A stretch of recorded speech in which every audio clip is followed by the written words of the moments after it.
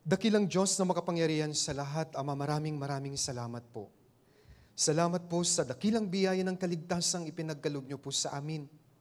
Kung babalikan po namin ang aming buhay, wala po kaming pag-asa noon, Panginoon. Ito po ay dahil anak kami ng kapuutan dahil sa aming mga kasalanan. Nakatadhana po kami sa walang hanggang pagkapuksa sa impyerno. Subalit, naawa po kayo sa amin.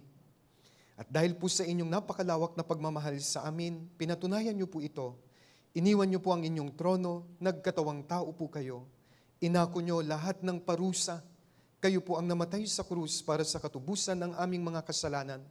At sa krus na yun, Panginoon, sinigurado niyo sa amin ang walang hanggang katubusan ng aming mga kasalanan. Kaya nga, napasa amin ang buhay na walang hanggan. Kaya Ama, hayaan niyo po na sa aming labi at sa aming mumunting pamamaraan, ay masabi po namin ang taus-puso naming pasasalamat dahil po sa inyong pagmamahal sa amin. Salamat din po, Panginoon, sa napakagandang pribilehyo kung saan nilagay niyo po kami sa isang napakagandang church, ang Manila Central Church, upang patuloy po naming madiskubre ang mga misteryo ng Diyos at upang patuloy naming matanggap ang inyong biyaya at pagmamahal. Salamat sa nakaraang Bible Seminar, Panginoon. Naniniwala po kami, kumilos uli kayo at may mga naidagdag muli sa kaharian ng Diyos. Kaya patuloy ko pong dinadalangin ang mga bagong brothers and sisters na makapagpatuloy lamang po sila sa kanilang buhay Kristiyano. Hawakan niyo po sila sa inyong makapangyarihang mga kamay upang lumago sila sa pananampalataya at dumating yung panahon, sila rin naman ang gagamitin ng Diyos para maligtas ang mga mahal nila sa buhay.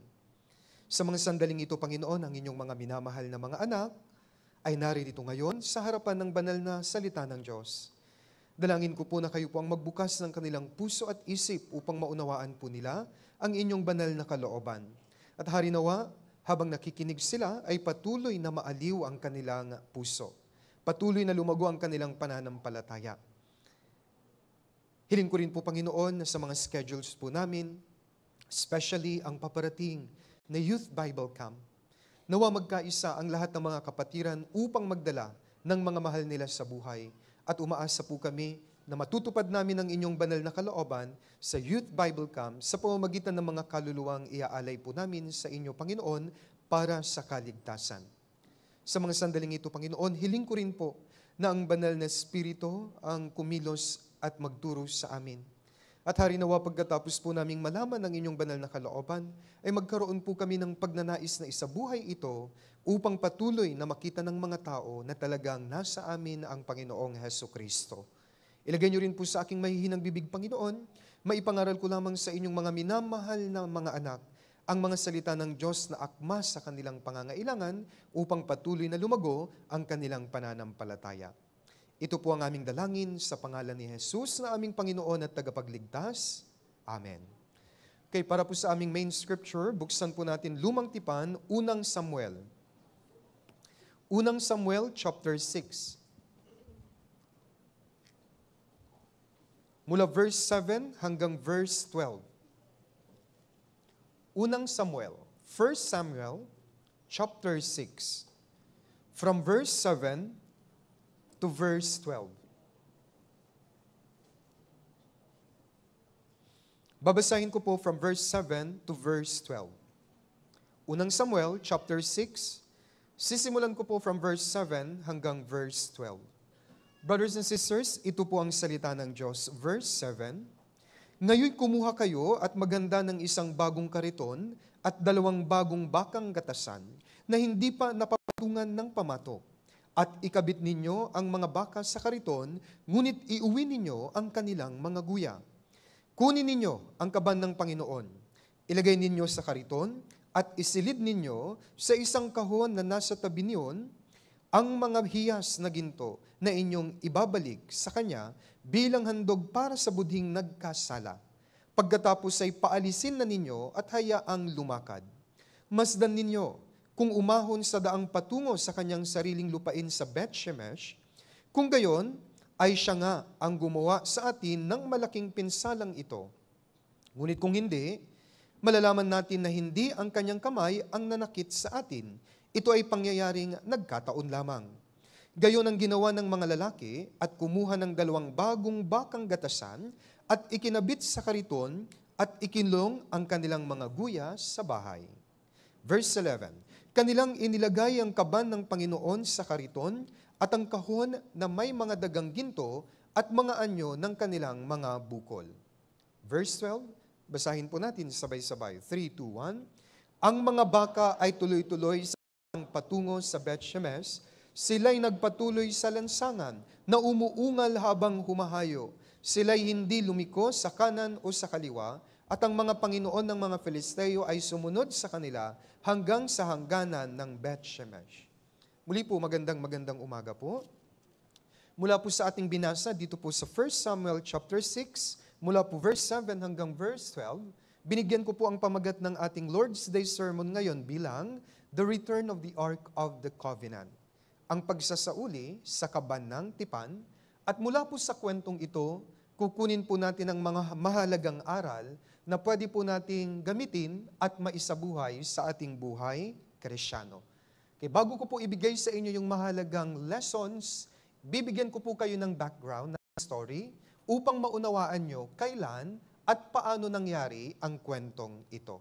Kung pwede, paki-bookmark ang 1 Samuel chapter 6, atras tayo, 1 Samuel chapter 4, verse 1 to 3. Ito po ang background ng ating story. Para maunawaan po natin kung paano nangyari ang lahat. Unang Samuel chapter 4 from verse 1 to 3, babasahin ko rin po. Ang salita ni Samuel ay dumating sa buong Israel. Ngayon lumabas ang Israel upang makipaglaban sa mga Filisteo. Sila'y humimpil sa Ebenezer at ang mga Filisteo ay humimpil sa Afek. Ang mga Filisteo ay humanay laban sa Israel at nang sila'y magsagupa, ang Israel ay nagapi ng mga Filisteo na pumatay ng halos 4,000 katao sa larangan ng digmaan. Nang ang mga kawal ay dumating sa kampo, sinabi ng matatanda ng Israel, bakit ipinatalo tayo ngayon ng Panginoon sa harapan ng mga Filisteo? Dalhin natin dito ang kaban ng tipan ng Panginoon mula sa Shiloh upang siya ay makasama natin at iligtas tayo sa kamay ng ating mga kaaway. Dito po sa aking binasa, tinatawag po itong Battle of Afek. Anong nangyari dito? May digmaan sa pagitan ng Israel at ng mga Filisteo. Dito po sa digmaang ito, natalo ang Israel. Sa unang bugso ng sagupaan, around 4,000 na mga Israelita ang namatay. Kaya nung nag-retreat sila, nag-usap-usap ang mga Israelita, ano ang reason kung bakit natalo tayo? Dati naman, lagi tayong nananalo. Ano ang dahilan bakit ipinatalo tayo ng Panginoon? And then, nagkaroon sila ng idea. Kaya pala tayo natalo, hindi natin kasama ang Ark of the Covenant. Hindi natin kasama ang kaban ng tipan. Ano po yung kaban ng tipan? Ito po yung parang isang kahon na nasa loob ng most holy place sa tabernakulo. Ito po yung presensya ng Diyos. Kaya alam ito ng mga Israelita dahil naranasan nila sa panahon ni Moises at ni Joshua, kapag nakikipaglaban sila sa mga kaaway, nananalo sila dahil tinutulungan sila ng Diyos. At ang presence ng Diyos ay naroon po sa mga kaban ng tipan. Kaya sabi nila, dahil natalo tayo, ang dahilan, wala sa atin ang kaban ng tipan. Kaya ano po ang ginawa nila? Sa next na salakay, dapat nasa atin ang Ark of Covenant. Pero sa kwentong ito, kahit dinala nila yung Ark of the Covenant, talo pa rin po sila. Ano po ang reason? Dahil nasa gitna nila sila ng kasamaan at matinding pagsuway sa Diyos, kaya nga, ang Diyos ay hindi makakilos sa kanila. In any case, yung Ark of the Covenant noon ay presensya ng Diyos at tulong ng Diyos. Para maintindihan, tingnan natin Joshua 23 verse 10. Joshua sa Tagalog. Joshua chapter 23 verse 10.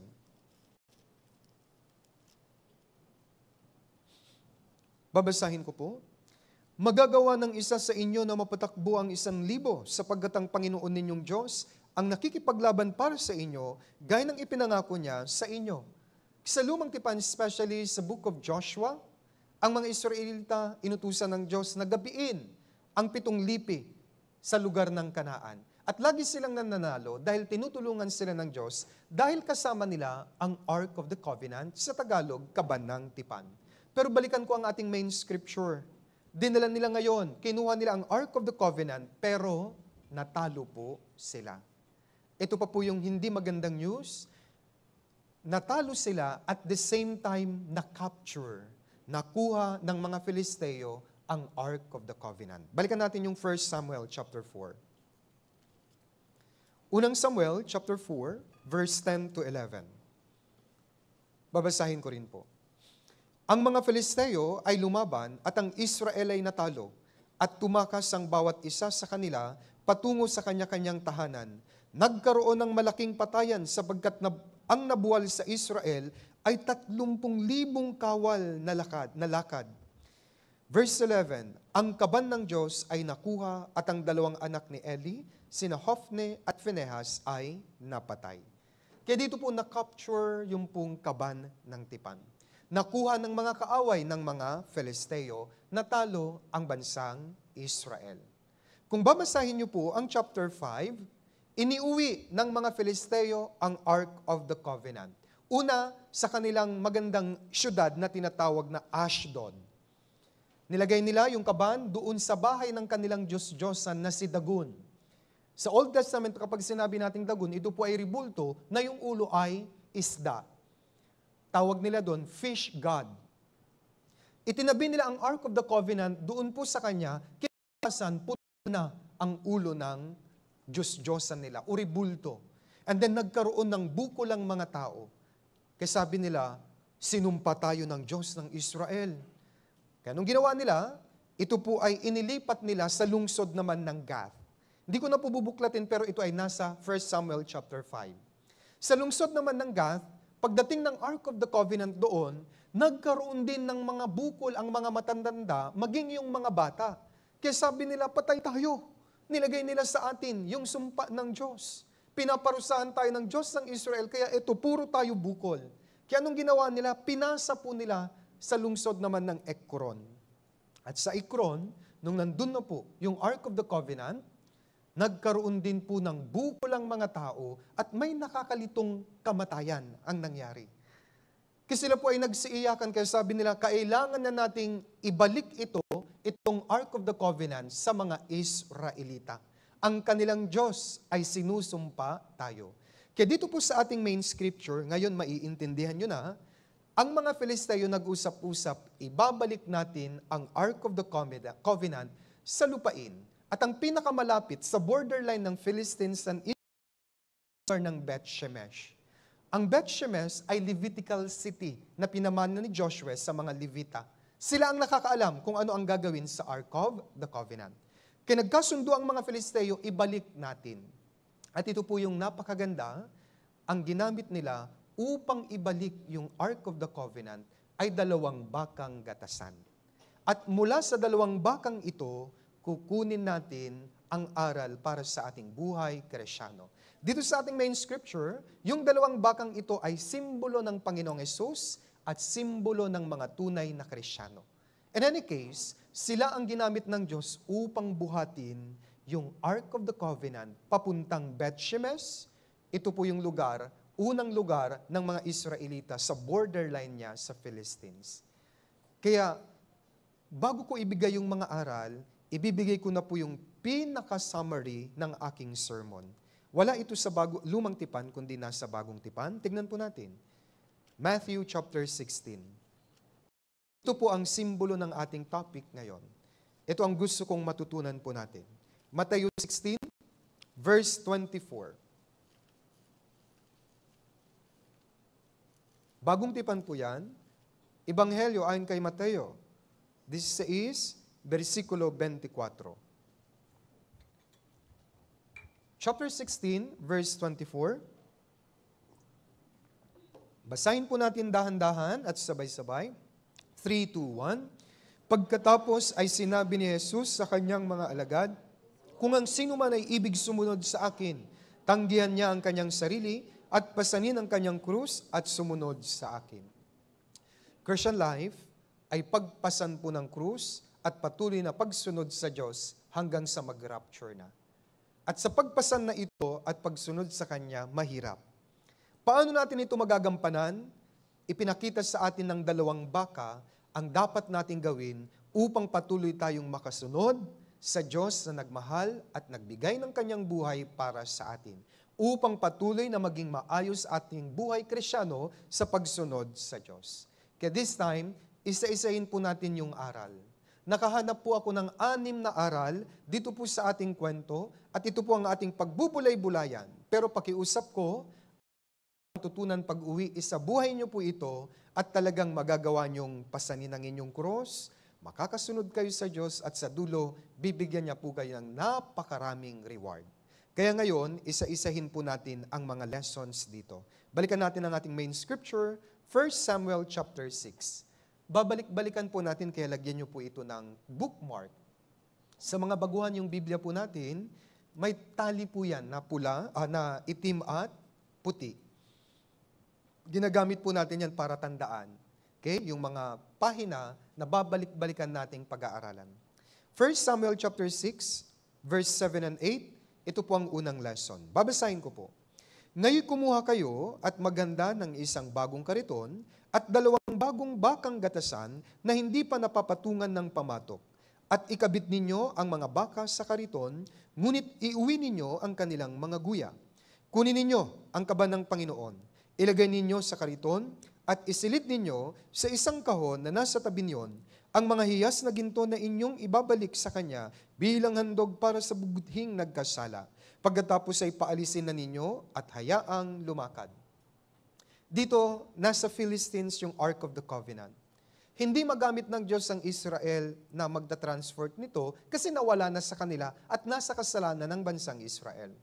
Hindi rin magamit ng Diyos sa mga Philistines kasi hindi po sila bayan ng Diyos. Larawan sila ng mga hindi ligtas. Of all the animals, ang ginamit ng Diyos ay 2 bakang gatasan. Pag-isipan natin, bakit ginamit ng Diyos ang 2 bakang gatasan? Alam niyo po, sa Old Testament, ang mga baka ay simbolo ng kabanalan. Sila po ay malilinis. Kaya inalaw ni Moises, ang mga baka pwedeng kainin, sabi niya. Bakit? Ang spiritual na lesson sa mga baka, malinis po sila. Tingnan po natin, Deuteronomy chapter 14. Deuteronomio chapter 14, verse 3 to 6. Marami po akong inihinandang verse, kaya magbubuklat po tayo lagi. Deuteronomy chapter 14, mula versikulo 3 hanggang 6. From verse 3, huwag kang kakain ng anumang bagay na marurumi. Ito ang mga hayop na maaari ninyong kainin, ang baka, ang tupa, at ang kambing, ang malaking usa, at ang maliit na usa, at ang lalaking usa, at ang mailap na kambing, at ang kambing sa bundok, at ang kambing sa kapatagan, at ang mga tupang bundok. At sa bawat hayop na may hati ang paa, biyak at ngumunguya, sa mga hayop ay maaari ninyong kainin. Kisa Israel malinis po ito. Verse 6, may hati ang paa, biyak at ngumunguya, gaya po ng baka, malinis. Pero wag po itong literal ha. Hindi ito patungkol sa mga pwede at hindi pwedeng kainin. May spiritual na lesson po ito. Ibig sabihin, ang baka po, pag nakakita kayo ng baka, ano lagi ginagawa niya? Nakaganito. Ngumunguya. Ang ibig sabihin ng pagnguya, ito yung patuloy na pag-aaral, pagsasaliksik, pag-meditate sa salita ng Diyos, paulit-ulit. At habang ginagawa mo po yan, lalakas ka spiritually, and then magkakaroon ka ng lakas upang hiwalayan ang kasalanan. Kaya ngumunguya, biyak ang paa, hati, hihiwalay ka na sa kasalanan ng sanlibutan ito. Yan ang ibig sabihin ng talata. At ang baka malinis, ibig sabihin, ang unang lesson natin, bago kayo magkaroon ng desire na sumunod sa Diyos, holiness muna. Ito po yung unang lesson.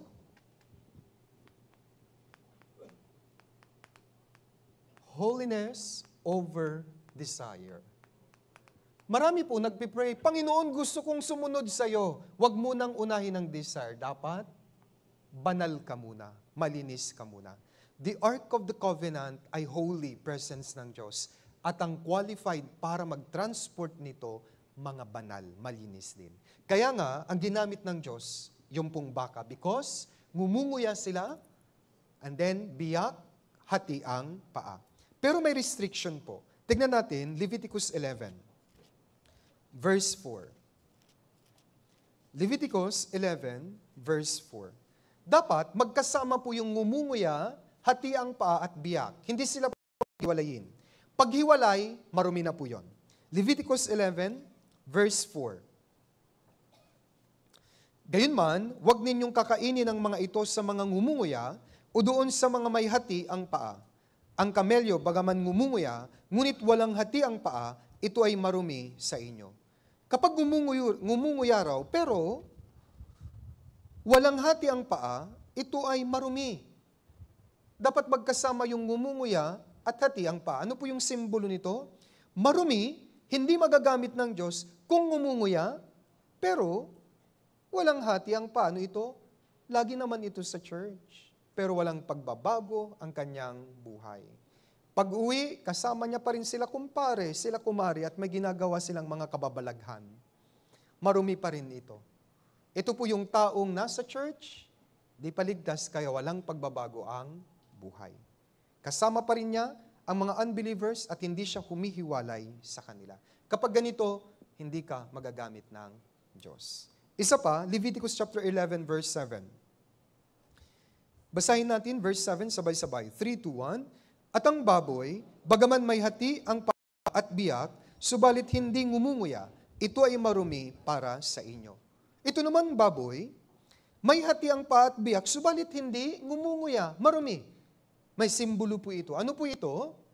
Ito po yung sa labas, parang mabait naman. Pero pag sinabihan mong mag-church, anong sabi niya? Online na lang ako. Ayaw niya makinig ng salita ng Diyos. Ito po yung mga taong, hindi ako pupunta sa church, mga brothers and sisters, kasi alam naman ng Diyos ang puso ko. Alam naman niya ang espiritu ko. Kaya hindi mo na ako pupunta dyan. May youth camp, ayaw niyang pumunta. Ano po ito? Parang good works lang. Nagre-rely siya sa mabuting gawa niya, pero bokya siya sa pinakamahalaga. Ano po yun? Salita ng Diyos. Ang baka kumpleto siya. Ngumunguya, hati, biyak ang paa. Ibig sabihin, habang tayo po ay patuloy na nag-aaral ng words of God, nagme-meditate, papasok yan sa ating puso. And as a result, may lakas tayo para tanggihan ang mga kasalanan ng sanlibutan ito, kaya naturally, mabibiyak, hati, napapalayo tayo sa kasalanan. Kaya ang question, bakit ginamit ng Diyos ang mga baka? Because simbolo sila ng mga Kristiyanong malilinis. Mga Kristiyanong umiiwas sa kasalanan. Kaya bago kayo mag-desire na sumunod sa Diyos at pasanin ang krus, you must be holy, brothers and sisters. Yun muna ang titignan ng Diyos. Gagamitin kita kung malinis ka. Parang ito.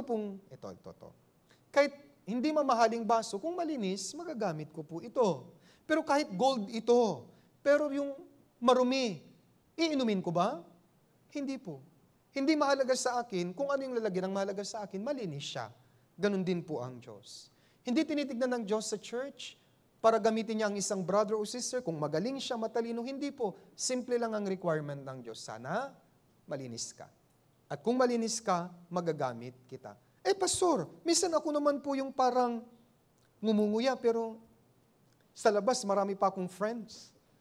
O hindi ka ginagamit ng Diyos, tao lang gumagamit sa'yo.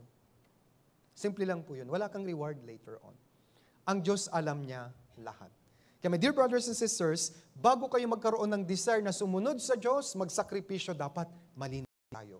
Dapat humihiwalay tayo sa mga kasalanan. Isa pa, ang bakang ito ay simbolo ng Panginoong Hesukristo. Tingnan natin Revelation chapter 4. Apocalypse chapter 4, verse 7. Apocalypse 4, versikulo 7. Babasahin ko rin po. Ang unang nilalang ay tulad ng isang leon. Ang ikalawang nilalang ay tulad ng isang baka. Ang ikatlong nilalang ay may mukha ng isang tao. At ang ikaapat na nilalang ay tulad ng isang agilang lumilipad. Ang vision po na ito ay nagre-represent sa apat na ebanghelyo. Okay? Yun pong leon, ito ang simbolo ng gospel of Matthew. Si Jesus Christ, siya po ay king. Ito pong baka, Gospel of Mark.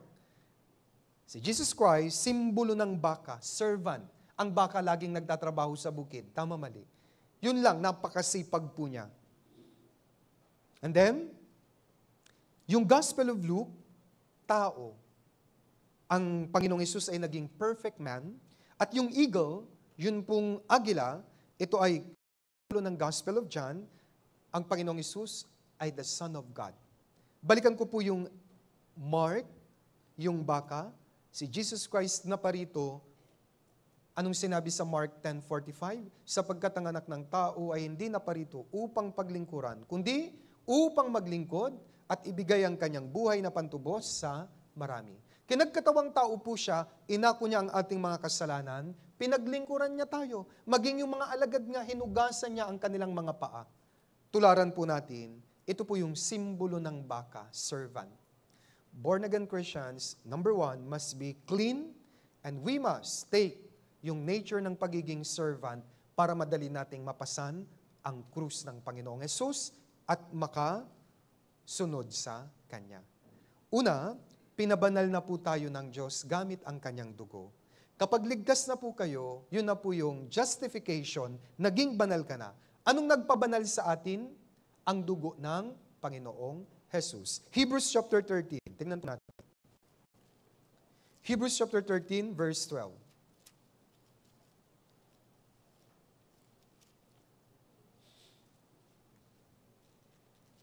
Mga Hebreo 13, versikulo 12.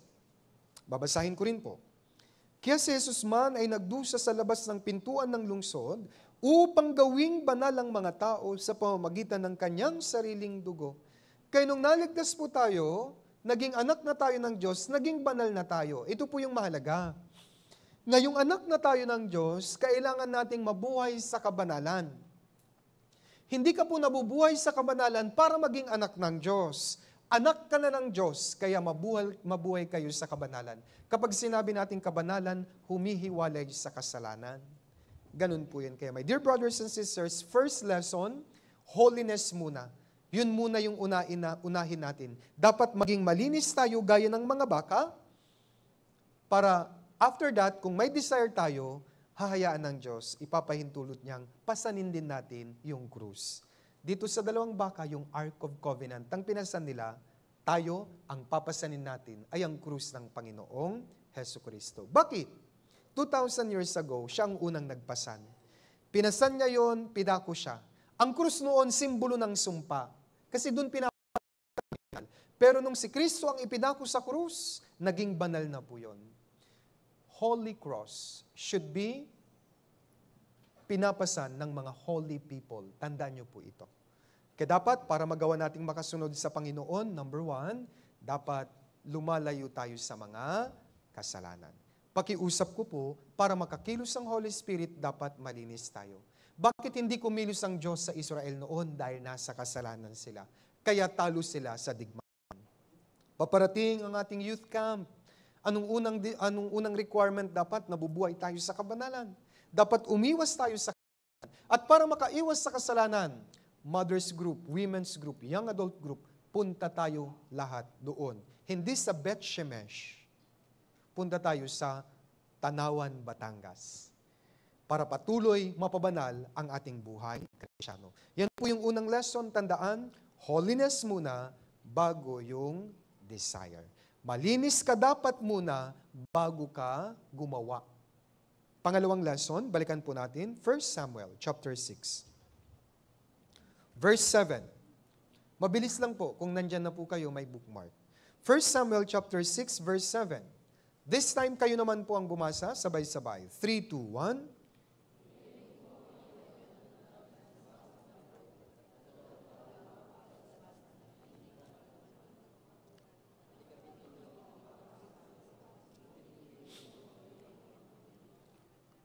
Dito, ginamit ng Diyos ang dalawang bakang gatasan. Ibig sabihin, may mga anak sila at nagbibigay sila ng gatas at wala silang alam sa paglagay ng pamatok at paghila.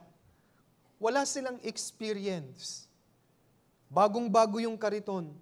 Para madaling intindihin, ganito lang. Halimbawa, may brother dito, uutusan ko, ikaw nga ang magmaneho ng Cebu Pacific Flight 5J727 bound to Bacolod. Then pupunta ka naman, hindi mo alam. Pero dahil sumunod ka, halimbawa ako yung Diyos, lilipad yon. Brothers and sisters, parang ganito ang nangyari. Walang alam ang dalawang baka, hindi sila sanay sa ganito, yung magpasan. At may mga anak po sila. Pero ano po, sumunod lamang po sila. Ano po ang lesson dito? Number 2, ito yung pangalawa.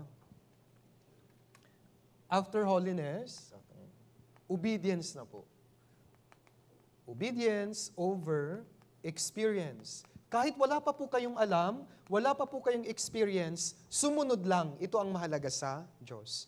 Bakit gusto ng Diyos na wala ka pang alam, wala ka pang experience? Kasi dito mapapatunayan ang faith mo. Kahit hindi mo alam, sumunod ka lang. Dahil sumunod ka, yun ang simbolo na nagtitiwala ka sa Diyos. Trust.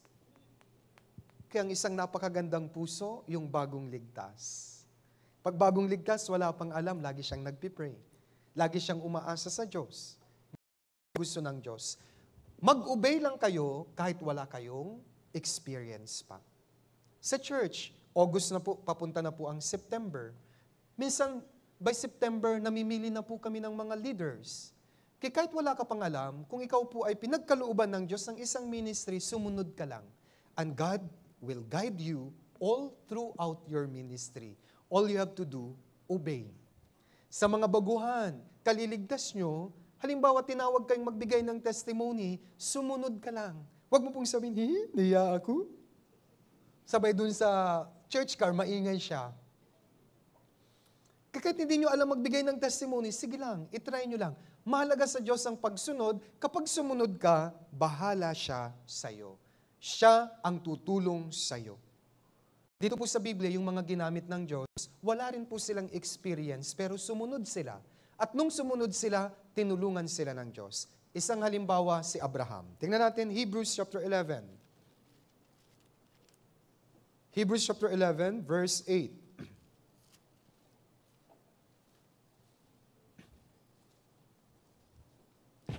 Hebrews chapter 11, verse 8. Sa pananampalataya, si Abraham nang tawagin ay sumunod upang pumunta sa isang lugar na kanyang tatanggapin bilang pamana at siya'y pumunta na hindi nalalaman ang kanyang pupuntahan. Kibagaman wala siyang idea patungkol po sa land of Canaan, modern-day Israel. Siya po ay nakatira sa Ur of the Chaldees, modern-day Iraq. Punapapunta siya, hindi niya yun alam, pero sumunod lamang po siya. Nagkaroon ng mga stop siya, pero at the end of the day, sumunod pa rin po siya. Bagaman wala pa siyang idea. Mayroon po ba dito na alam na niya lahat? Tayo po lahat ay bago. Sa mundong ito, bago tayo. Yung mga bagong bagay, hindi pa natin alam. Kapag kaliligtas mo pa lang, hindi mo rin po alam. Sa tingin nyo, nung naligtas ako, pastor na ako kaagad? Hindi ho. Even me, wala akong idea sa ministry. Pero ito rin po yung ginawa ko. Sumunod lamang po ako, and then God guided me. Napakahalaga ng obedience without any questions. Kapag sinabi ng salita ng Diyos, sumunod ka lang kahit hindi mo alam at siya ang bahala sa iyo. Isipin niyo po ang dalawang bakang gatasan, wala silang idea. Pero alam niyo po, tuloy-tuloy po sila. Hindi nga nila alam, napupunta sila sa Beth-Shemesh. Sa tingin niyo, sinabi ng mga Philistines sa kanila, punta ka sa Beth-Shemesh, ha? 30 degrees south, then punta ka kaliwa. Hindi sila sinabi. At dun sa dulo, mayroong matandang mahaba ang balbas. Magtanong kayo. Sabihin niya kung saan yung last. Walang ganon. Basta pinasan lang po nila, dire-diretso po sila. God guided them all throughout. In our Christian life, bago tayo lahat. Kaya, just obey, and then siya po ang bahala. Gaya ni Abraham. Kaya man of faith si Abraham. Nakasulat sa Hebrews 11. Bakit? Bagaman wala siyang idea, sumunod lang po siya at nagtiwala sa guidance ng Diyos. Isa pa, si Noe. Genesis chapter 6. Ito mas mahirap kay Noe. Bakit? Pagagawin siya ng daong, ng barko, never pa siyang nakaka-experience ng ulan. Never siyang nakakita ng baha. Genesis chapter 6 verse 22. Pero anong ginawa ni Noe? Genesis 6:22. Basahin po natin sabay-sabay. 3, 2, 1. Gayon ang ginawa ni Noe. Ginawa niya ang ayon sa lahat ng iniutos sa kanya ng Diyos. Ilang dekada niyang ginawa yung barko. Ulitin ko, sa time na to, wala pa pong ulan. Walang idea ang mga tao sa ulan. Kasi Noe gumawa ng barko sa lupa, kaya nagtatawanan, maaari ang mga tao sa kanya, saan mo yan dadalhin? Napakalayo ng dagat. Pero nagtiwala lamang po siya sa guidance ng Diyos. Brothers and sisters, iisa ang pattern sa Biblia. Abraham, Noah, at ang ibang mga tauhan, inutusan lang sila ng Diyos, they obeyed over experience. Hindi sila nangatwiran, Panginoon, wala pa po akong alam. Sige po, gagawin ko kahit hindi ko alam, kayo na po ang bahala sa akin. Abraham went to the land of Canaan. He obeyed God without experience, pero umusad ang kanyang gawain sa dulo, mission accomplished. Si Noah, wala pa siyang nakikitang tubig na ulan, gumawa pa rin siya ng barko ilang dekada hanggang sa matapos niya, and then time came, umulan na nga at naglayag yung barko. At the end of the day, tinapos niya ang gawain niya, mission accomplished. Ang dalawang bakang gatasan na ito, wala silang alam, hindi nila alam ang Bet Shemesh, hindi sila sanay dun sa pamatok na nilagay, sumunod lang sila, nakarating sila sa Bet Shemesh. Mission accomplished po sila. May question, mayroon din po tayong mission na binigay. Ano ang mission ng Diyos sa atin? Kailangan nating mission accomplished din. Ito ang ating mission. Lucas 14. Tingnan po natin, Gospel of Luke, chapter 14, verse 23.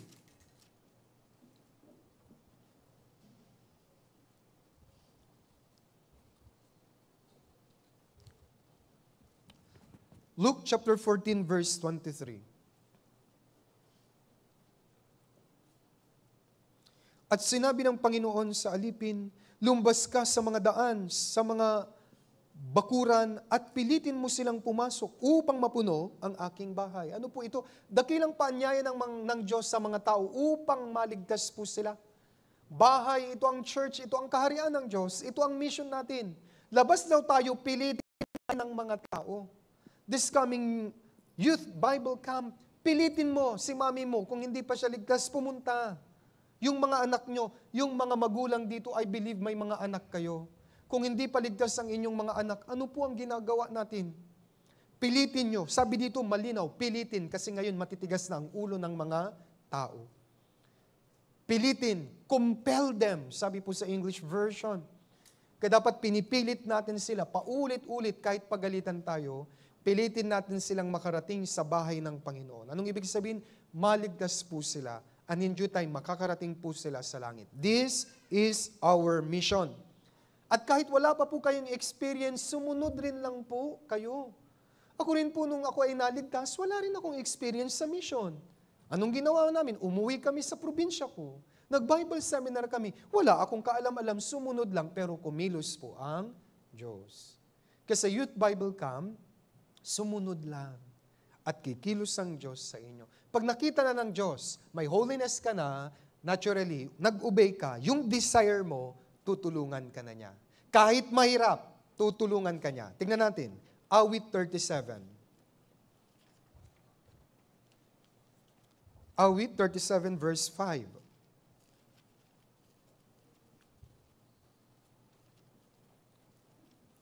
Awit 37 verse 5.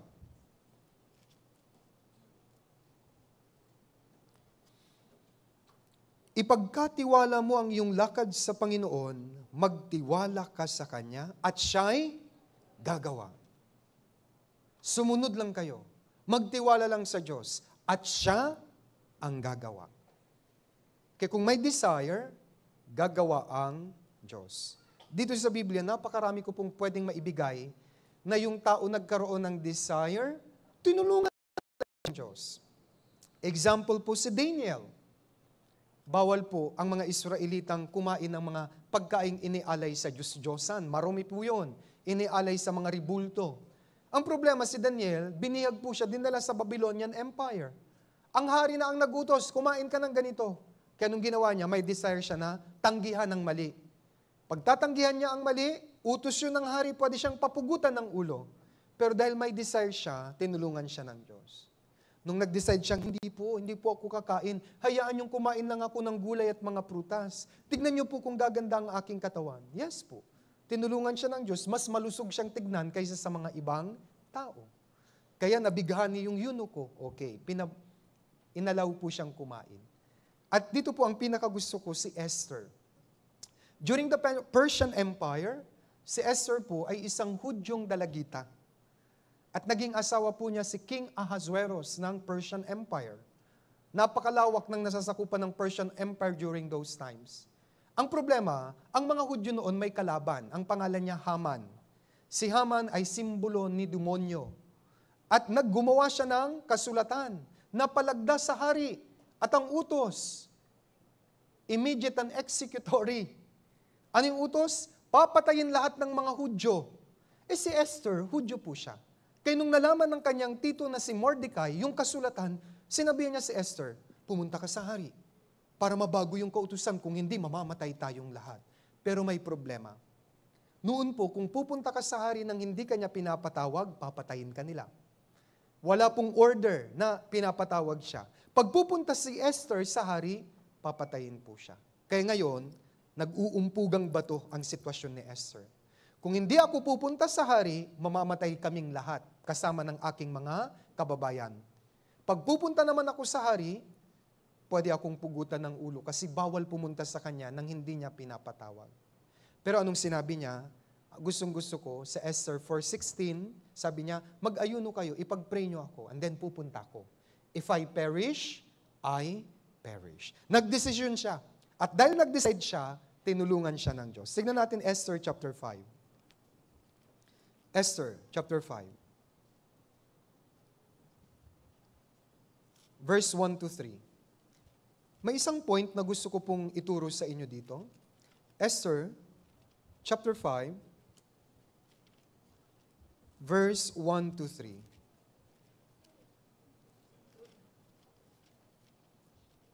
Babasahin ko po from verse 1 to verse 3. Nang ikatlong araw, nagsuot si Esther ng kanyang damit pang reyna at tumayo sa pinakaloob na bulwagan ng palasyo ng hari. Sa tapat ng tirahan ng hari, ang hari ay nakaupo sa kanyang trono sa loob ng palasyo, sa tapat ng pasukan ng palasyo. Nang makita ng hari si Reyna Esther na nakatayo sa bulwagan, nakuha ng reyna ang paglingap ng hari. Kaya't inalawit ng hari kay Esther ang gintong setro na nasa kanyang kamay at lumapit si Esther at hinipo ang dulo ng setro. Itinanong ng hari sa kanya, ano iyon, Reyna Esther? Ano ang iyong kahilingan? Ibibigay ko sa iyo kahit kalahati ng aking kaharian. Ano yung kwento? Sa time na yon, sa gabing yon, si Esther naging Miss Universe sa mukha, sa mata ni King Ahasuerus. Nabighani yung hari. Sa kapag kabighani na, sabi niya, wish, kung anong gusto mo, kahit kalahati, ibibigay ko sa iyo kalahating kaharian. Yun po yung tulong ng Diyos. Hindi po siya namatay. Dahil sumunod lang siya kay Mordecai, bagaman ako, susunod ako, doon na tinulungan siya ng Diyos. Ganun din po. Pastor, di ako makakapunta sa youth camp kasi ganito, ganyan. Sumunod ka lang, tutulungan ka ng Diyos. May iba pa nga Pastor, kasi pinapapasok ako. Pag hindi ako pupunta sa youth camp, sisisantehin na ako. Pero sumunod siya. Pagbalik niya, sinisante nga siya. Pero ito yung good news. Binigyan naman siya ng trabaho ng Diyos na mas maganda, mas malaki ang sahod, at makakapagsimba pa siya Sabado at Linggo. Ganun kumilos ang Diyos. Naintindihan po? Pero meron po akong isang point dito kasi minsan nagkakamali ang mga brothers and sisters. Sa verse 1, nang ikatlong araw, nagsuot si Esther ng kanyang damit pang reyna. Bigyan ko po kayo ng situation. Paano po? Pumunta siya dun sa hari, di siya naligo. Di siya nagsuklay. Gulo-gulo ang buhok niya. Papatayin talaga siya. Sasabihin ng hari, sinong mangkukulam to? Tama, mali? Kaya gumawa rin siya ng paraan. Ito po yun. May youth Bible camp tayo. May desire ka. And then sasabihin sa akin, gusto kong pumunta, pero wala akong pambayad. Patay tayo dyan. Kung gusto mong pumunta, maglaan ka ng iyong registration fee. Tama, mali? At doon kikilos ang Diyos, brothers and sisters. Yung dadalhin natin, ililigtas ng Diyos. Ganun ang tamang desire. Yun ang sinasabi kong obedience. Bigyan ko kayo, marami akong experience sa Life Word Mission. Sa previous ko po na mga nakasalamuhang brothers and sisters, may isang sister, may desire siya. Pastor, gusto ko pong dalhin ang ebanghelyo sa province ko. Sabi ko, napakadali. Ano lang gagawin mo? Mag-ipon ka ng pera. Simple lang yun. Aeroplano tayo, hindi naman pwedeng libre kayo Cebu Pacific. Mula dun sa airport, 2 oras pat kalahati papunta sa kanyang barangay. Nag-ipon po siya. Ganun ang desire, nag-ipon siya. One time, after 2 months, bumalik siya sa akin, Pastor, may 50K na po ako. Okay na po ba? Go.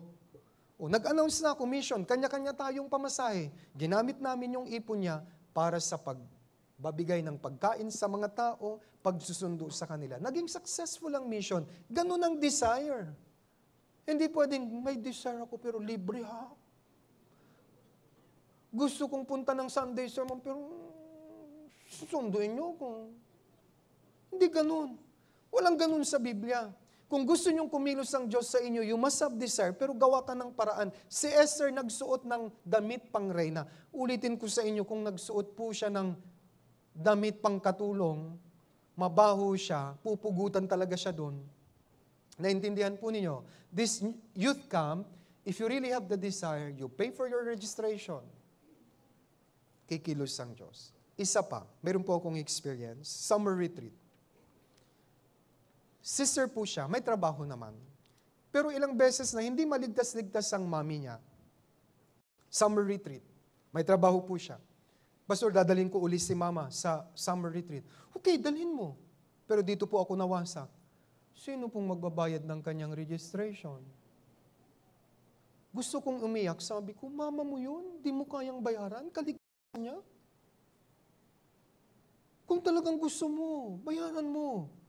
Iniyak ko po yun. Oh, binayaran niya. Ano nangyari? Oh, ligtas na si mami. Dire-diretso na hanggang ngayon nasa church. Bakit hindi naligtas noon? Kasi umaasa siyang ililibre siya ng ibang mga tao. Kaya kahit nandun sa retreat, wala. Wala. Bakit hindi nakita ng Diyos yung puso ng sister na gusto niya talagang maligtas si mami niya?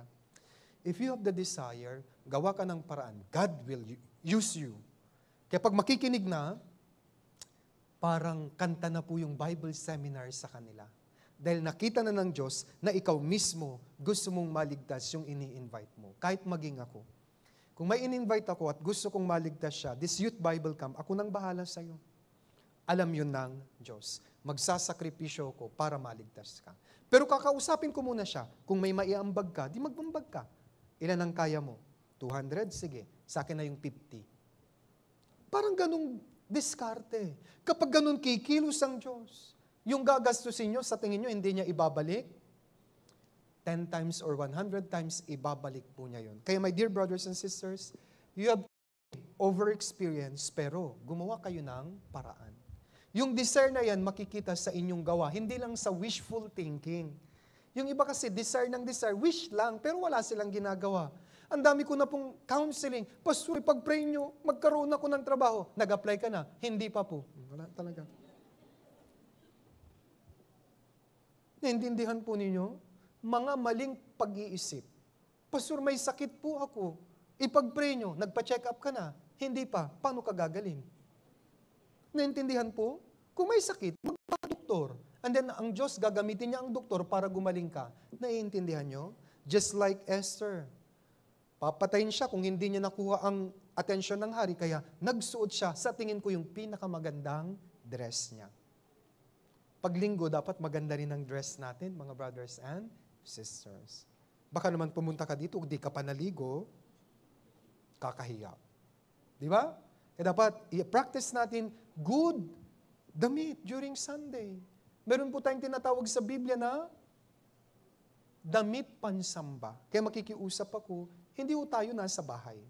Pumupunta sa church, mag-ayos po tayo. Haharap tayo sa banal na salita ng Diyos.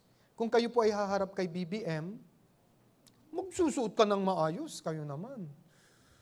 Naintindihan po? Si Esther nagsuot siya ng maayos, kaya nabighani ang hari. Brothers and sisters, tandaan po ito ha.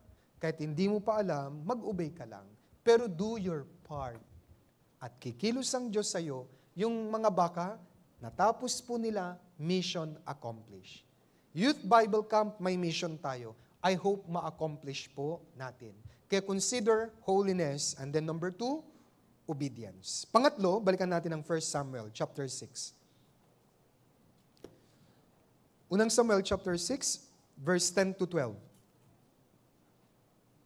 Babasahin ko po. Gayon ang ginawa ng mga lalaki at kumuha ng 2 bagong bakang gatasan at ikinabit sa kariton at ikinulong ang kanilang mga guya sa bahay. Kanilang inilagay ang kaban ng Panginoon sa kariton at ang kahon na may mga dagang ginto at sa mga anyo ng kanilang mga bukol. Ang mga baka ay tuloy-tuloy sa daang patungo sa Beth-Shemesh. Sila'y nagpatuloy sa lansangan na umuungal habang humahayo. Sila'y hindi lumiliko sa kanan o sa kaliwa, at ang mga Panginoon ng mga Filisteo ay sumunod sa kanila hanggang sa hangganan ng Beth-Shemesh. Ano po itong pangatlong lesson? Mission over affection. Para magawa po natin ang mission ng Diyos, huwag kayong padala sa mga emosyon ninyo. Tingnan nyo po, itong 2 bakang gatasan, iiwanan po nila yung mga anak nila. Ang sakit nun, di ba? Bagong panganak ito. Sabay uutusan sila sa Beth-Shemesh. It means iiwanan na nila ang kanilang mga anak. Pero hindi sila nagpadala sa emosyon, kaya sila po ay tumingin lang, tuloy-tuloy lang. Pero maaari po, dito sinabi nga, verse 12, para mas maintindihan. Kayo po ang bumasa, 1 Samuel 6, verse 12, 3, 2, 1.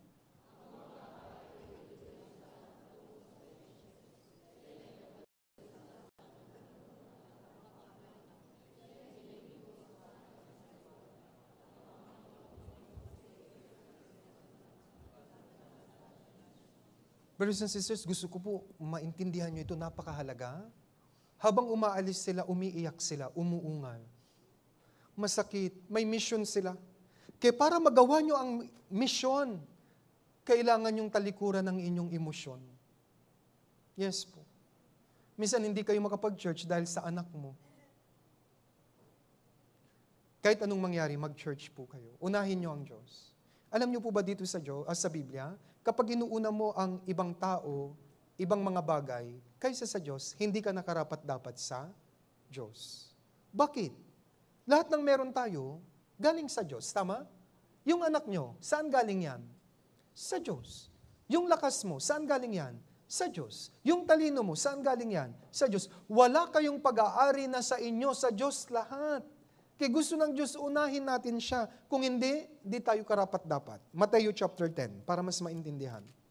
Bagong tipan, Matthew chapter 10, verse 37 at 38.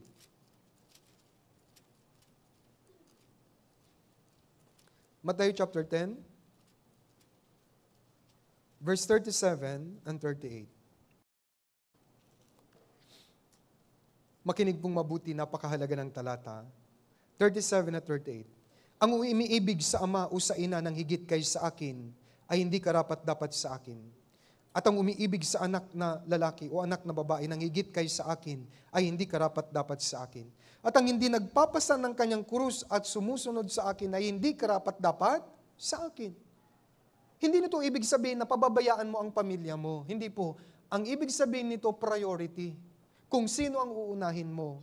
Unahin mo ang Diyos at natural na lang lahat magiging maayos. Bakit magulo ang buhay mo? Kasi imbis na unahin ng Diyos pag linggo, mas inuuna mo ang trabaho, mas inuuna mo ang mga anak mo. Kaya hanggang ngayon, makikita sa mukha mo, hirap na hirap pa rin hanggang ngayon. My dear brothers and sisters, ito po, meron tayong mission. Para magampanan natin ang mission, isantabi nyo ang emosyon nyo at affection, mga pagmamahal na makatao. Mahirap po ito talaga, pero magagawa ito ng mga taong may tunay na pagmamahal sa Diyos. Simple lang. Lahat ng meron kayo ay gift ng Diyos.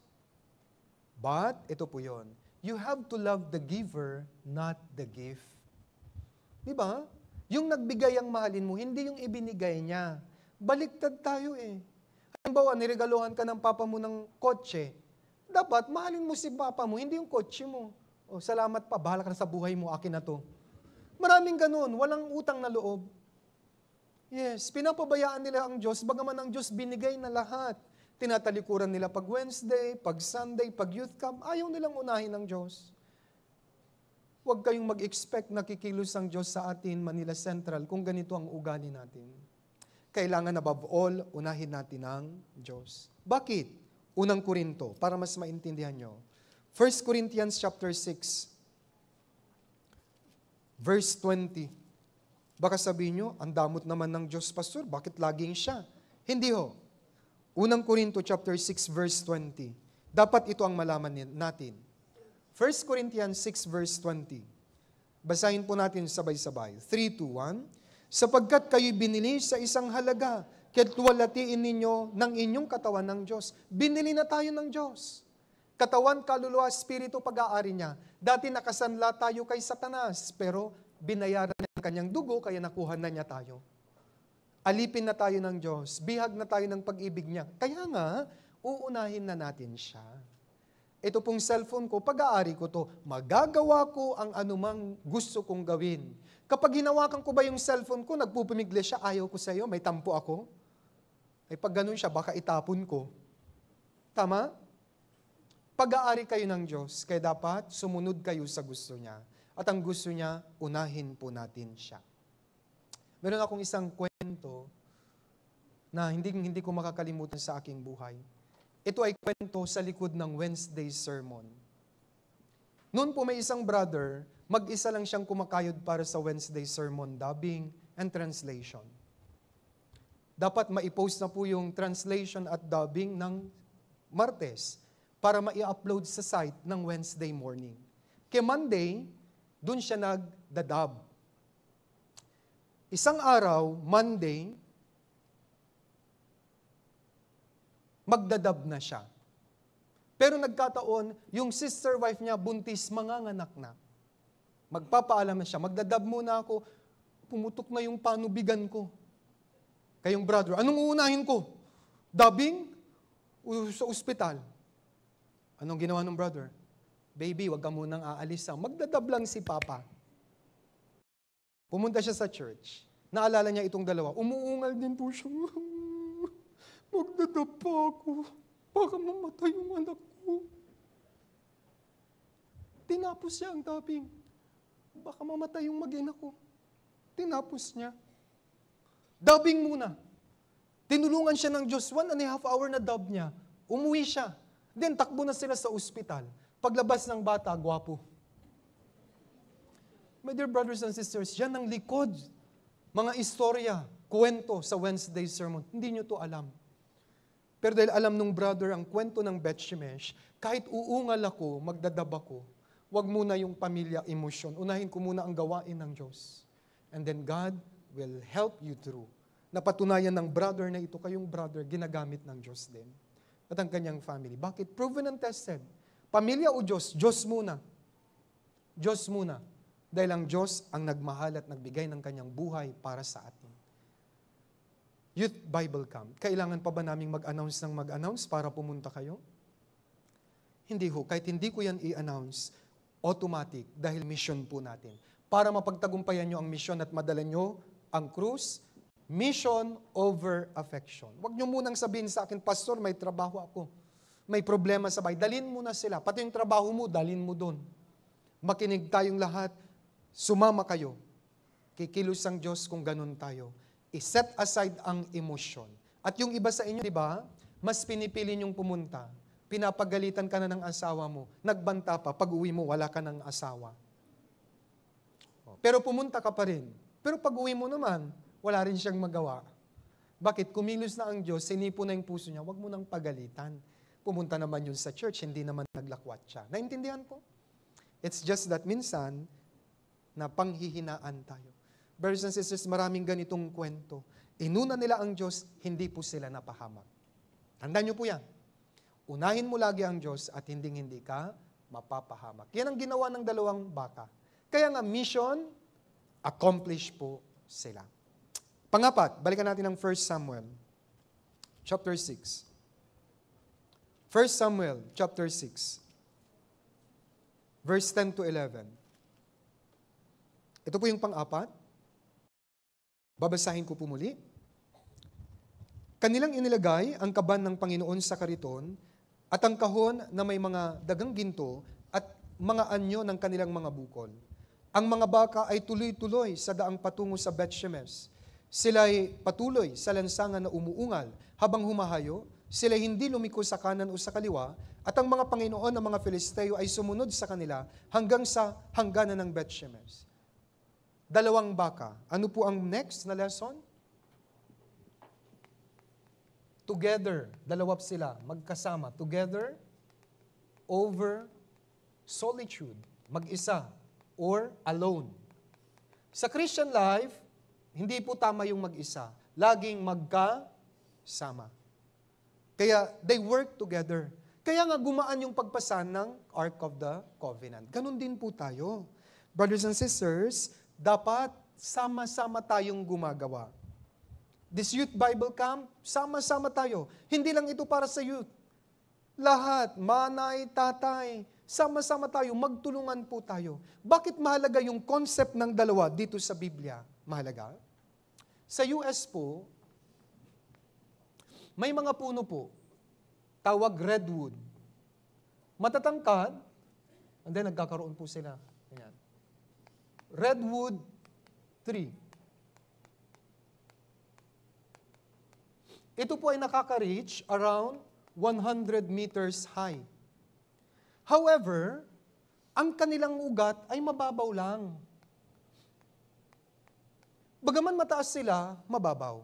Kaya ano ang wisdom ng Diyos para hindi sila madaling mabuwal? Ang mga redwood sa isang lugar, marami sila. Hindi sila nag-iisa. Marami po sila. And you know what? Amazing. Yung kanilang mga ugat nag-i-intertwine. Okay. Kaya kung may redwood uli, naka-intertwine, in that case, magkakahawak sila sa ilalim. Kaya kahit malakas na hangin, bagyo, hindi sila nabubuwal. Bakit kayo nabubuwal sa inyong Christian life? Minsan naligtas ka, 20 years old, 30 years old ka na, nag-mature na ang physical life mo. However, mababaw pa yung ugat mo. Kaya para hindi kayo mabuwal, you have to be with the brothers and sisters. Maghawakan tayo sa ilalim.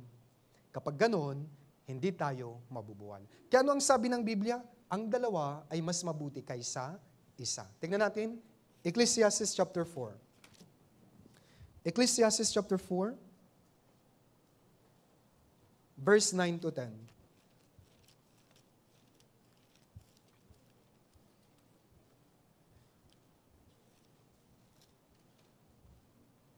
Ecclesiastes chapter 4,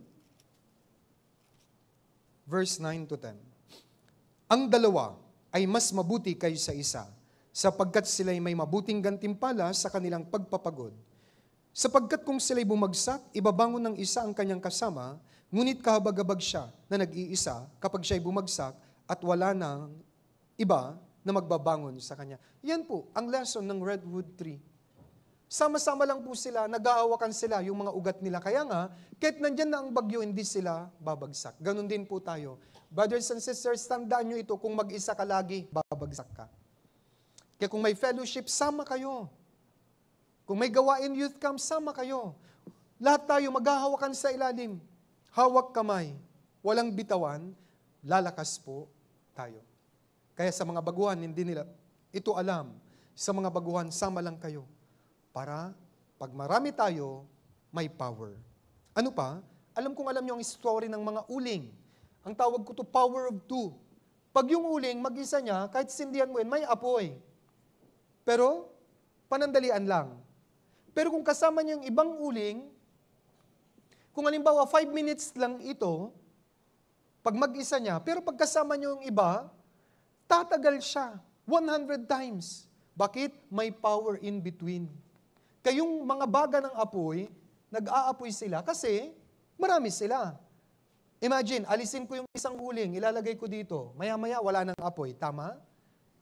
Yan po ang nangyayari sa inyo kung minsan-minsan lang kayong nag-church.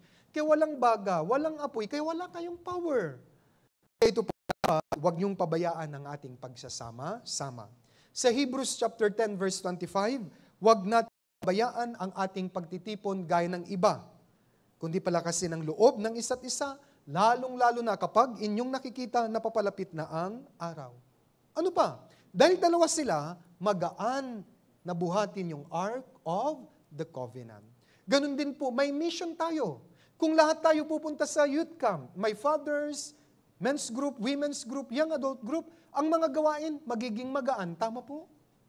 Di po ba't yan ang sabi ni Pablo? Galatia. Tignan po natin. Galatia chapter 6. Galatia chapter 6, verse 2.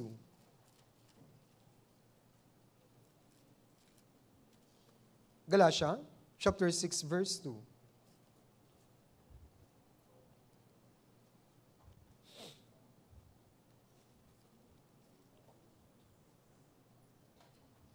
Chapter 6, verse 2, pwede po?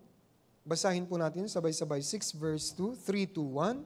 Dalhin ninyo ang mga pasanin ng isa't isa, at sa gayon ay matutupad ninyo ang kautusan ni Kristo.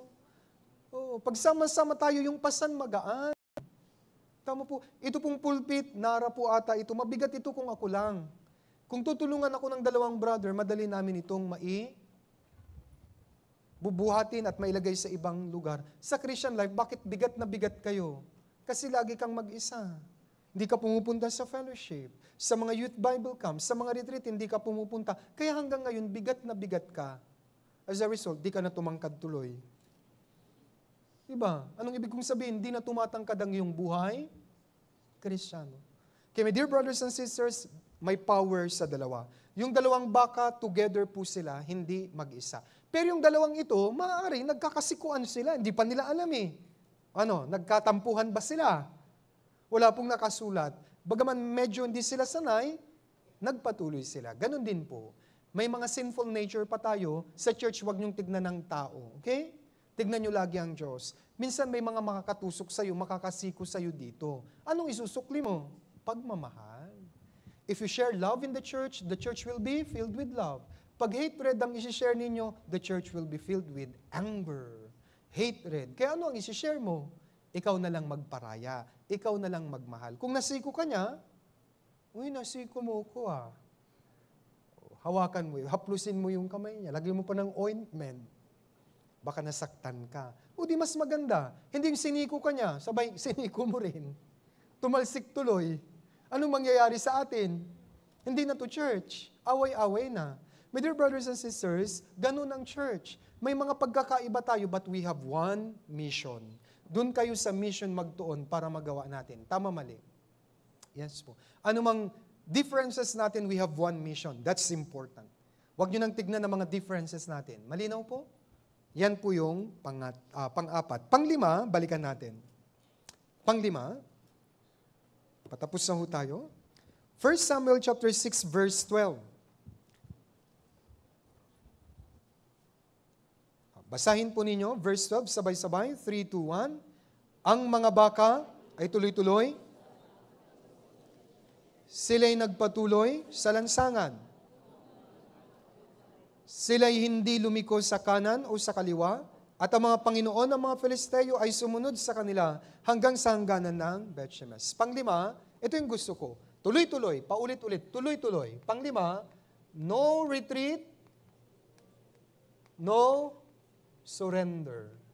Dire-diretso lang. Ang umaayaw, di nagwawagi. Ang nagwawagi, di umaayaw. Lagi kong sinasabi yan. Tuloy-tuloy lamang po sila. Dapat tuloy-tuloy tayo. Hanggang mag-rapture, tuloy-tuloy nyo ang Christian life ninyo. Tuloy-tuloy, 3 araw, yung youth camp, sama-sama po tayo. At ang pinakamagandang halimbawa ng tuloy-tuloy na ito ay ang Panginoong Hesukristo. Nung pasan niya ang krus, natumba siya. Nag-give up ba siya? Hindi, tuloy pa rin. Hanggang sa makarating siya sa Golgotha. And then siya po yung naka-mission accomplished. Ano ang sinigaw niya bago siya mamatay? It is finished. John 19:30. Dapat masabi niyo, pagkatapos ng youth camp, uwi na tayo. It is finished. Pero mayroon pa rin. Pag uwi, i-update natin sila. Tuloy-tuloy. Yan ang ginawa ng baka. Hanggang sa dulo, tuloy-tuloy po sila. Ano man ang hirap, Pag may puso, tutulungan po tayo ng Diyos. Sa history, napakarami po sila tuloy-tuloy. Maging si Pablo, hanggang sa kamatayan, nagtuloy-tuloy lang siya. Matapos lamang niya ang kanyang mission. Masabi lang niya sa Diyos, Panginoon, mission accomplished. Ito ang testimony ni Pablo. 2 Timothy chapter 4.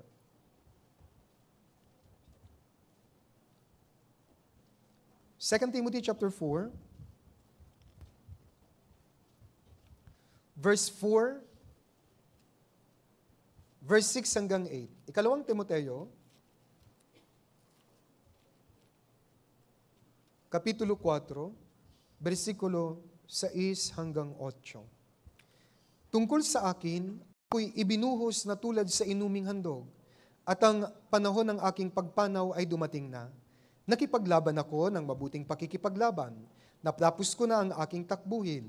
Iningatan ko ang aking pananampalataya. Verse 8, basahin po natin. 3, 2, 1. Kaya't mula ngayon ay nakalaan na sa akin ang putong ng katwiran na ibinigay sa akin ng Panginoon na tapat na hukom sa araw na iyon. At hindi lamang sa akin, kundi sa lahat din naman ng mga naghahangad sa kanyang pagpapakita. Tapos ko na ang aking mission. Ito po ay parang last will and testament ni Apostol Pablo, itong 2 Timothy. Papatayin na po siya. Pero sabi niya, proud po siya, tapos ko na ang aking mission. At dahil natapos ko, naghihintay sa akin ang putong ng katwiran. May reward na ibibigay sa akin ng Diyos. Kaya para matapos natin ang mission, ito po yun, mahalaga ang inyong puso. Ang gawin yung model yung puso. Yung puso nyo po ba, minsan humihinto sa pagtibok? Pag medyo hindi ka maayos, sabi niya, nagtatampo ko. Hindi ako tatibok ng 5 minutes. Patay ka dyan. Tama po? Parang sa puso. Alam niyo po, ang pinaka-key ay yung puso po ninyo. Para matapos nyo ang ating gawain, dapat yung puso nyo, tuloy-tuloy lang. Ganon din po yung desire, tuloy-tuloy lang hanggang sa huli. Baka may tagtanong sa akin, Pastor, bakit ganon? Lagi niyong sinasabi tuloy-tuloy, pero marami ang naghihinto. Hindi na nakakapagpatuloy. Ano po ang reason? Isa lang po. Meron po akong wisdom na sasabihin sa inyo ngayon. Kapag may anak ka na nag-church, and then bigla ayaw nang magpatuloy. Kaibigan, ayaw nang magpatuloy. At marami na siyang nakikitang parang mali. Hindi yun ang reason talaga. Ang reason kung bakit hindi siya magpapatuloy, nasa awit. Awit 51. Awit 51 verse 12.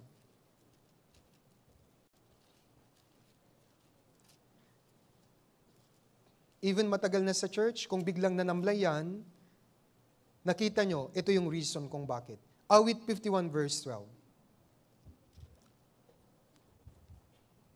Basahin po natin sabay-sabay. 3, 2, 1. Ibalik mo sa akin ang kagalakan ng iyong pagliligtas at alalayan ako na may espiritu ng nagnanais. Si King David, nung nagkasala po siya, nawala yung joy of salvation niya. And then sabi niya, gusto niyang ibalik yung espiritong nagnanais. Ano po ito? Simple lang. Mga nanay at tatay, may anak ka, bigla ayaw na mag-church, at kung ano-ano na nakikita, no. Mayroon po yung secret sin. Yun ang dahilan kung bakit nawala ang pagnanais ng Holy Spirit. Sa bawat hindi nagpapatuloy, hindi yung rason niya, hindi yung kahirapan, hindi yung kung ano-anong tao ang rason kung bakit ayaw na nilang mag-church. Ang pinaka-rason, they have secret sin. At yung secret sin na yun ang pumatay sa kanyang desire na pumunta sa church. Yun lagi ang problema. Kung may nagsasabi sa akin, Pastor, di ko na kaya yung ministry, alam ko na may secret sin to. Bakit? Ano mang hirap, ikakayod mo yan kasi may Holy Spirit na may desire. Ang pag-ibig ni Kristo ang humihimok sa atin kahit pagod ka na. Marami akong nakitang women's group, pagod na, nagluluto pa rin. Bakit? May desire of the Holy Spirit. At hindi nila kayang tanggihan yun. Yun ang pinaka-highest law of the land, the law of the Holy Spirit. It's the love towards God. Kailan yun nanlalamya kapag gumawa ka ng kasalanan? Kaya dapat marunong tayo. Kung may ka-cell group ka, ayaw nang mag-church, simple lang po. May secret sin yun. Anong gagawin natin? Huwag nating ihusgahan, alalayan uli natin. Ganang sinabi dito, alalayan ako ng may espiritong nagnanais. Kaya kung may mga inactive na, for sure, meron silang secret sin at nag-i-enjoy sila, hilahin uli natin sa Youth Bible Camp. Mapa-youth, mothers or fathers, at sa inyo pong family, may mga pamilya dito. Yung mga anak mo hindi na nagsisimba simply because may secret sin. Huwag kang magalit sa kanila. Magalit ka kay Satan. Kaya anong gagawin mo? You have to do all your best para makapunta po sila. Para magamot. Ano po yung gamot? Para mawala yung kasalanan. Ito lang po ang reason kung bakit di nakakapagpatuloy ang iba. Hindi sila tuloy-tuloy, laging nakatingin sa kanan o kaliwa. Bakit? They have secret sin in them. Nawala ang desire ng Holy Spirit. Nasa kanila ang Holy Spirit pero malungkot. Kaya nga wala silang lakas para magsilbi sa Diyos. Tandaan nyo po ito. Kaya i-observe nyo. Pati ikaw, bakit ayaw ko nang mag-church? Kasi nahuhumaling ka na sa online games. Sin po yun. Bakit ayaw mo nang mag-church? Kasi mayroon ka nang minimit doon sa SM. Yes po. Alam na namin yan. Yan po ang pinakarason kung bakit ayaw nyong mag-church. Hindi yung dahil sa ayaw ko yung sermon, yung mga brothers and sisters, parang walang pagmamahal. Hindi ho. Panakip butas mo lang yun. Ang talagang reason kung bakit ayaw niyang magsimba, mayroon siyang tinatagong kasalanan sa kanya. Pinatay kasi ng kasalanan na yun, yung joy niya. Kaya wag niyo siyang pagalitan, alalayan niyo siya ngayon. Kaya sana itong mga kapatirang ito na nawala, madala natin sa Youth Bible Camp. Doon natin sila alalayan, tayo po na may espiritong nagnanais. Ang dalawang baka, no retreat, no surrender. Ganon din po tayo. Ulitin ko, ang isang dahilan kung bakit nagsusurrender yung iba, sin. Kaya sa way natin ng sin. Pagtulong-tulungan po natin ito. Lastly, balikan natin. Panghuli na po, 1 Samuel. Chapter 6, verse 14. 1 Samuel 6, verse 14. Basahin po natin yung 14 this time, sabay-sabay. 3, 2, 1. Ang kariton ay dumating sa bukid ni Joshua na taga Beth-Shemesh at huminto roon. Isang malaking bato ang naroroon. At kanilang biniyak ang kahoy ng kariton at inihandog sa Panginoon ang mga baka bilang handog na sinusunog. After ma-accomplish po nila ang kanilang mission, pinatay po sila. Ano po ang sunod na lesson? Number 6. Sacrifice over self-comfort. Tayong mga Kristyano, hindi tayo naghahanap kung saan tayo mabubuhay ng maayos. Naghahanap tayo ng sitwasyon, ng lugar kung paano tayo magsasacrifice para sa gawain ng Diyos. Narinig ko po ito, motivation ko sa ating mga Korean missionary. Anong sabi nila? We have to go to a place where we can sacrifice. Totoo po yun. Iniiwanan nila ang kanilang self-comfort sa Korea and then pumupunta sila sa iba't ibang panig ng mundo just to sacrifice for the gospel. Ginawa rin yan ng mga early Christians. Sa mundo ng mission, pumupunta sila, iniiwanan nila yung kanilang magandang buhay para lang po maipangaral ang Ebanghelyo. Brothers and sisters, ang Panginoong Hesus, siya ang number 1 na naging halimbawa nito. Di ko na po mabubuklat. John 12:24. Anong sabi? Katotohanan ang sinasabi ko sa inyo, maliban na ang butil ng trigo ay mahulog sa lupa at manatiling nag-iisa. Ngunit kung ito'y mamatay ay nagbubunga ng marami. Ano yun? Ang butil na ito ay si Jesus Christ. Iniwanan niya ang kanyang trono sa langit. Nagkatawang tao. Namatay siya. As a result, naligtas tayo. Siya ang example ng mission. Namatay siya. Binigay niya ang kanyang buhay. Sacrifice over self-comfort. Nung nasa lupa siya, hindi siya mayaman.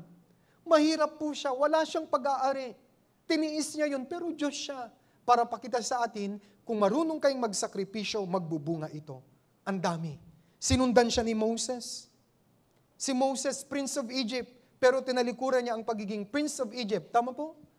Nagdanas siya kasama ang mga Israelita para magamit ng Diyos, iligtas ang Israel paalis sa Egypt papunta ng Kanaan. At dahil doon, man of faith siya sa Hebrews chapter 11. Tingnan natin, Hebrews 11, verse 24.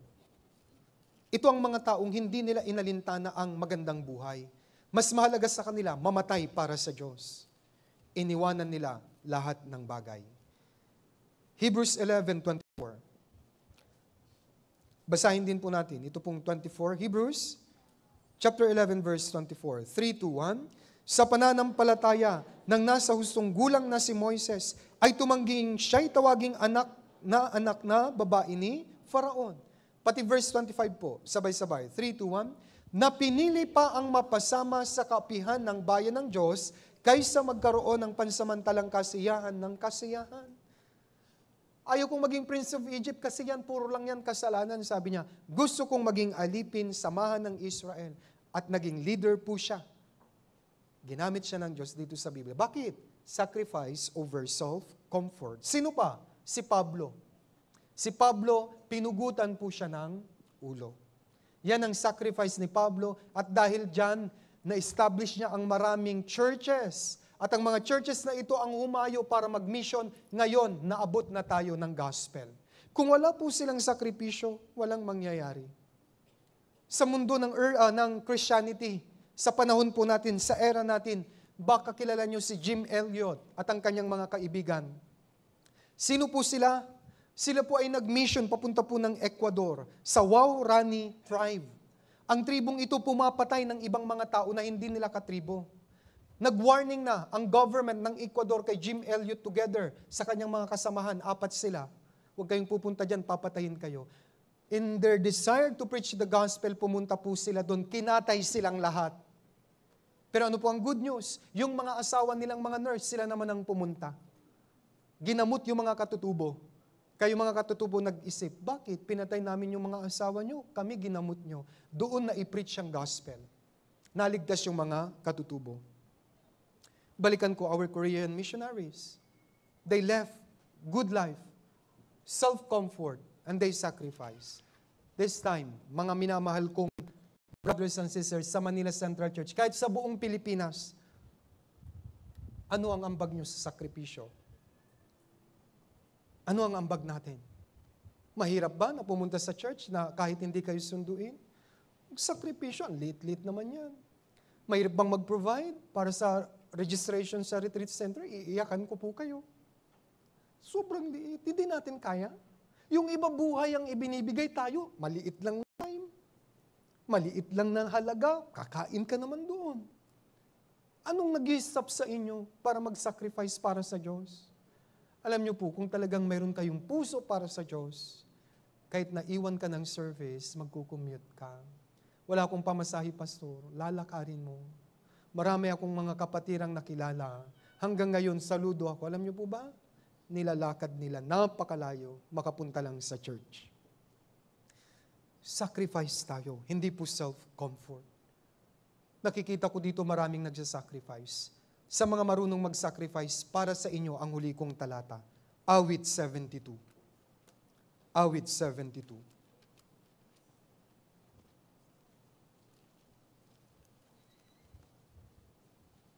Verse 14. Nagsasacrifice tayo. At halimbawa, mamatay tayo. Don't worry. Ito ang pangako ng Diyos. Awit 72, verse 14. Basahin po natin. 3, 2, 1. Sa panggigipit at karasan, buhay nila'y kanyang tutubusin at magiging mahalaga ang kanilang dugo sa kanyang paningin. Mahalaga ang bawat patak ng dugo, bawat patak ng pawis na binibigay niyo para sa Panginoon.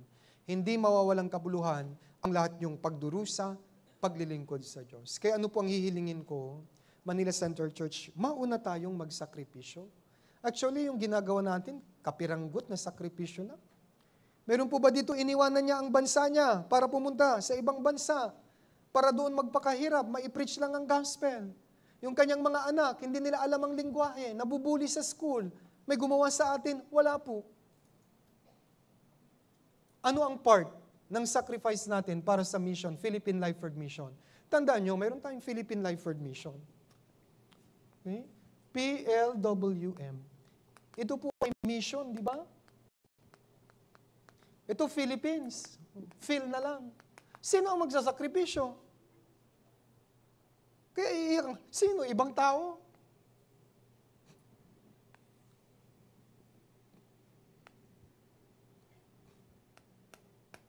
Dapat hindi tao, dapat tayo. Philippine Life Word Mission.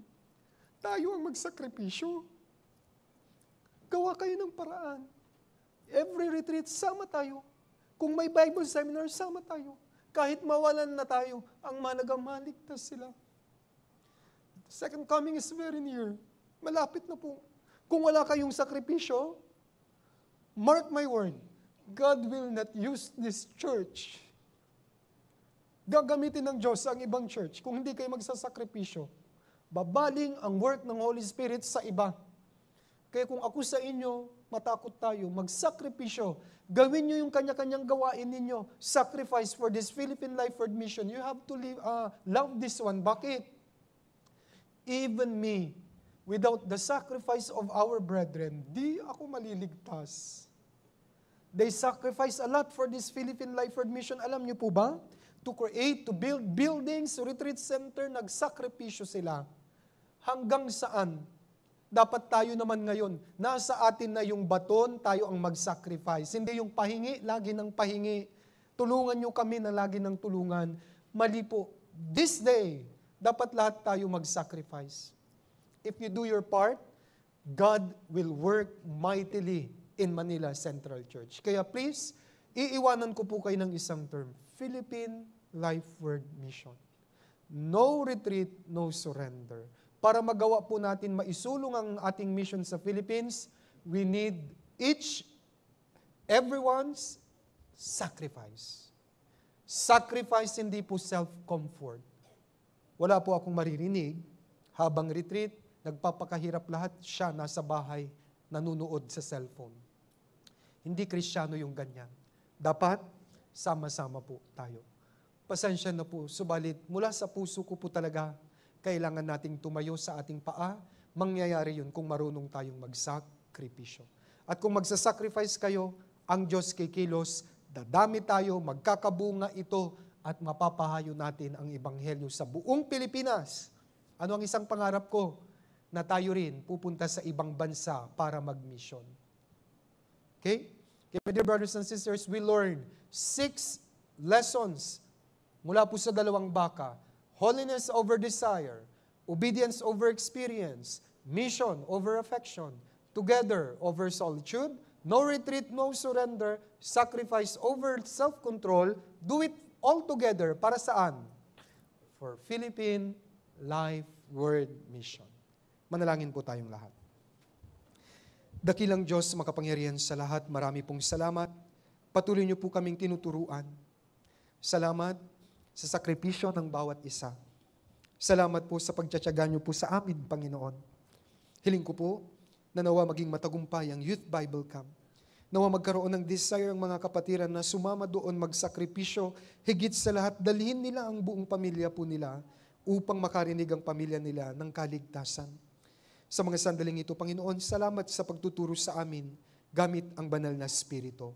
Umaasa po ako, Panginoon, na kahit paano, nahipo niyo po ang mga kapatiran sa pamamagitan ng sermon na ito at magpatuloy po sila at gumawa po sila para sa kaligtasan ng mga tao this coming Youth Bible Camp.